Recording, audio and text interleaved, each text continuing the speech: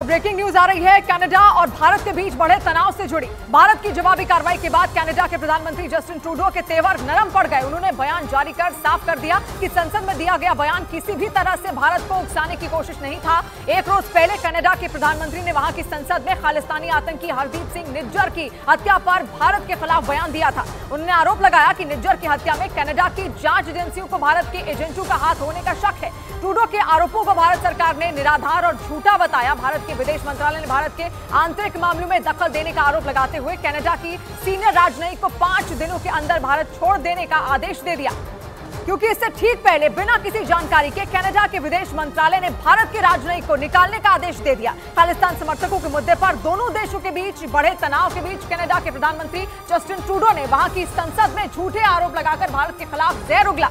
संसद में अपने भाषण के दौरान ट्रूडो ने आरोप लगाया कि 18 जून को खालिस्तान समर्थक आतंकी हरदीप सिंह निज्जर की हत्या में भारत का हाथ था और इसकी पूरी प्लानिंग भारत की खुफिया एजेंसियों ने रची थी। खालिस्तान के मुद्दे पर कनाडा की संसद में जस्टिन ट्रूडो ने भारत के खिलाफ झूठ का पुलिंदा खोल दिया। Canadian security agencies have been actively pursuing credible allegations of a potential link between agents of the government of India and the killing of a Canadian citizen, Hardeep Singh Nijjar. Canada के प्रधानमंत्री वहां की संसद में भारत के खिलाफ झूठ पर झूठ बोलते दिखे। खालिस्तान समर्थकों और अलगाववाद के मुद्दे पर संसद में उन्होंने एक शब्द भी नहीं बोला। कनाडा के प्रधानमंत्री ने वहां की संसद में भारत के खिलाफ जहर ही नहीं उगला, बल्कि कनाडा में भारत के एक राजनयिक को भी देश से निकालने के लिए आदेश दे दिए, जिसके बाद दोनों देशों के बीच तनाव बढ़ गया। लेकिन कनाडा की इस बेतुकी हरकत और झूठे आरोपों पर भारत सरकार ने करारा जवाब दिया। भारत ने कनाडा के राजनयिक को फटकार लगाते हुए 5 दिनों के अंदर भारत छोड़ देने का आदेश दे दिया, क्योंकि उन पर भारत के आंतरिक मामलों में दखल देने के आरोप लग रहे थे। भारत के विदेश मंत्रालय ने कनाडा के प्रधानमंत्री की तरफ से लगाए गए सभी आरोपों को सिरे से खारिज कर दिया। विदेश मंत्रालय ने बयान जारी कर दो टूक कहा कि कनाडा के सभी आरोप बेतुके और झूठे हैं। विदेश मंत्रालय ने कनाडा के प्रधानमंत्री के आरोपों को निराधार बताकर खालिस्तानी आतंकवादियों और चरमपंथियों से ध्यान हटाने की कोशिश बताया। अपने बयान में विदेश मंत्रालय ने इस बात का भी जिक्र किया कि इस तरह के आरोप कनाडा के प्रधानमंत्री ने दिल्ली में हुई G20 की बैठक के दौरान प्रधानमंत्री नरेंद्र मोदी के सामने भी रखे थे। तब प्रधानमंत्री नरेंद्र मोदी ने उसी वक्त उन्हें पूरी तरह से खारिज कर दिया था। भारत के विदेश मंत्रालय ने आरोप लगाया कि अलगाववादियों और खालिस्तान समर्थक आतंकियों को कनाडा में पनाह दी गई, जो भारत की संप्रभुता और अखंडता के लिए खतरा है। इस बीच भारत के खिलाफ झूठे आरोपों का पुलिंदा खोलकर कनाडा के प्रधानमंत्री जस्टिन ट्रूडो अपने ही देश में गिर गए। भारत के खिलाफ संसद में जहर उगलने के बाद कनाडा के मीडिया ने ही उन्हें आईना दिखा दिया और सवाल उठाया कि सिर्फ 3 महीने में ही कैसे जांच पूरी हो गई और प्रधानमंत्री ने बिना जांच पूरी हुए कैसे देश की संसद में भारत के खिलाफ इतने बड़े आरोप लगा दिए। ये 3 महीने बाद अचानक कैसे एकदम से इन्वेस्टिगेशन पूरी हो गई और कैसे एकदम से प्राइम मिनिस्टर ने पार्लियामेंट में ये बात कह दी। कनाडा के मीडिया के मुताबिक हरदीप सिंह निज्जर की हत्या की जांच कर रही कनाडा की सुरक्षा एजेंसियों ने हमले वाली जगह के पार्किंग एरिया के CCTV फुटेज खंगाले, गाड़ियों की पहचान की और लोगों से पूछताछ की। लेकिन करीब 3 महीने बाद भी कोई पुख्ता सबूत उनके हाथ नहीं लगे। कनाडा में रह रहे भारतीयों ने प्रधानमंत्री जस्टिन ट्रूडो के बयान की टाइमिंग पर भी सवाल उठाए और हाल ही में दिल्ली में हुए G20 सम्मेलन के दौरान खालिस्तान के मुद्दे पर हुई फजीहत का नतीजा बता दिया। लेकिन कनाडा के प्रधानमंत्री जस्टिन ट्रूडो को न सिर्फ अपने देश में बल्कि पूरी दुनिया में घेरा जा रहा है। वहाँ की संसद में आतंकी हरदीप सिंह निज्जर के बचाव में बोलकर ट्रूडो बुरी तरह फंस गए, क्योंकि जिस हरदीप सिंह निज्जर के बचाव में वो संसद में बोल रहे थे, उसे भारत ने 2020 में ही आतंकवादी घोषित कर दिया था और वो भारत की नेशनल इन्वेस्टिगेशन एजेंसी की 40 टॉप आतंकियों की लिस्ट में शामिल था। भारत के पंजाब पुलिस के दस्तावेजों के मुताबिक निज्जर जालंधर के भार सिंहपुरा गांव का रहने वाला था और 1996 में कनाडा चला गया था, जहां उसने प्लम्बर के रूप में काम करना शुरू किया। आरोप है कि उसने कनाडा में दाखिल होने के लिए नकली पासपोर्ट का इस्तेमाल किया था और फिर शरणार्थी होने का दावा किया था। बाद में उसने कनाडा में ही शादी कर ली।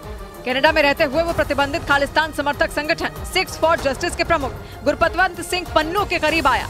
उसे आतंकी संगठन KTF यानी खालिस्तानी टाइगर फोर्स का सरगना बनाया गया और पिछले कई सालों से कनाडा में बैठकर ही वो अपने KTF को ऑपरेट कर रहा था। लेकिन इसी साल 18 जून को गोली मारकर उसकी हत्या कर दी गई थी और अब संसद में खड़े होकर आतंकी हरदीप सिंह निज्जर का समर्थन करने वाले कनाडा के प्रधानमंत्री जस्टिन ट्रूडो पूरी दुनिया में अलग थलग पड़ते नजर आ रहे हैं। दिल्ली में हुए G20 सम्मेलन के दौरान भी अमेरिका, ब्रिटेन, जापान और इटली जैसे बड़े देशों ने कनाडा को खालिस्तान समर्थकों के मुद्दे पर समर्थन नहीं किया था।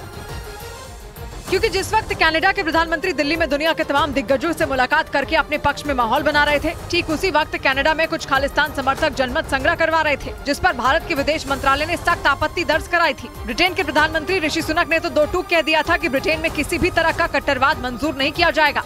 और अब जब कनाडा के प्रधानमंत्री जस्टिन ट्रूडो ने G7 के सदस्य देशों को इस मामले की जानकारी दी, तब भी उन्हें ज्यादा तवज्जो नहीं मिली। जापान, अमेरिका और इटली ने खालिस्तान के मुद्दे पर उनका साथ नहीं दिया। मतलब ये कि भारत की डिप्लोमेसी के आगे कनाडा के प्रधानमंत्री की एक न चली। और यही बात कनाडा के लिए एक बहुत बड़ा सबक भी है, जिसे सीखने की ट्रूडो ने कोशिश तक नहीं की।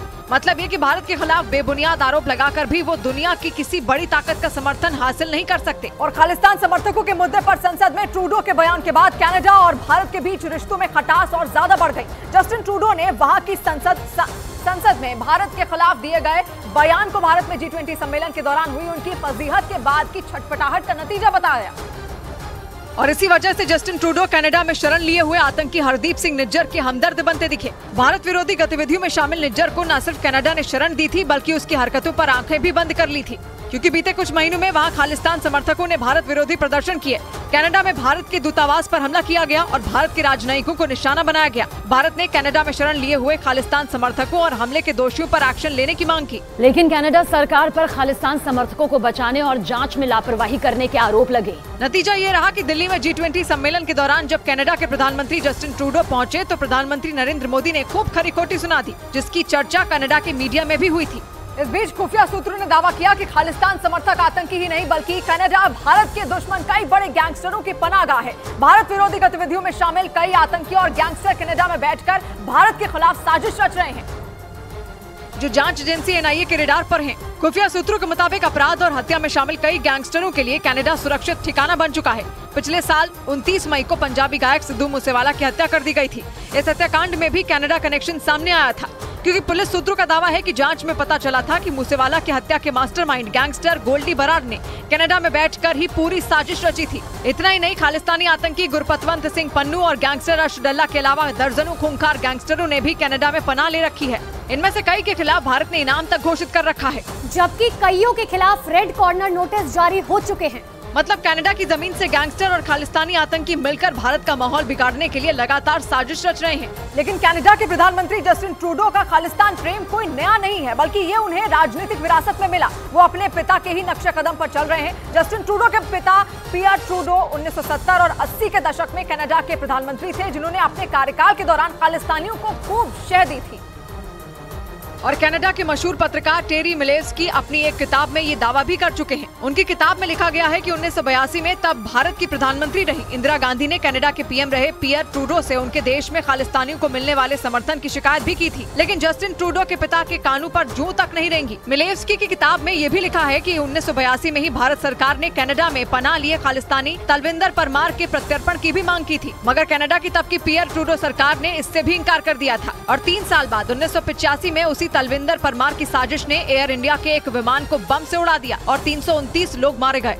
इधर जम्मू में डोगरा फ्रंट ने कनाडा के PM जस्टिन ट्रूडो के बयान के विरोध में प्रदर्शन किया, क्योंकि उन्होंने खालिस्तान समर्थक आतंकी हरदीप सिंह निज्जर की हत्या में भारत का हाथ होने का आरोप लगाया, जिससे नाराज डोगरा फ्रंट के कार्यकर्ताओं ने सड़क पर मार्च निकाला और कनाडा के PM जस्टिन ट्रूडो का पोस्टर लेकर उनके खिलाफ जमकर नारेबाजी की। जस्टिन ट्रूडो हाय हाय, जस्टिन ट्रूडो हाय हाय। इस दौरान उन्होंने कनाडा के PM के खिलाफ अपना गुस्सा जाहिर किया।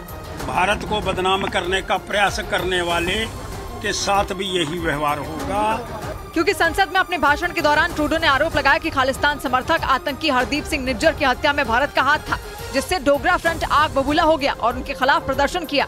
इस बीच कनाडा के प्रधानमंत्री जस्टिन ट्रूडो के बयान से बढ़े तनाव के बाद दिल्ली में कनाडा उच्चायोग की सुरक्षा बढ़ा दी गई। कनाडा उच्चायोग के बाहर CRPF और दिल्ली पुलिस की कई टीमों को तैनात कर दिया गया।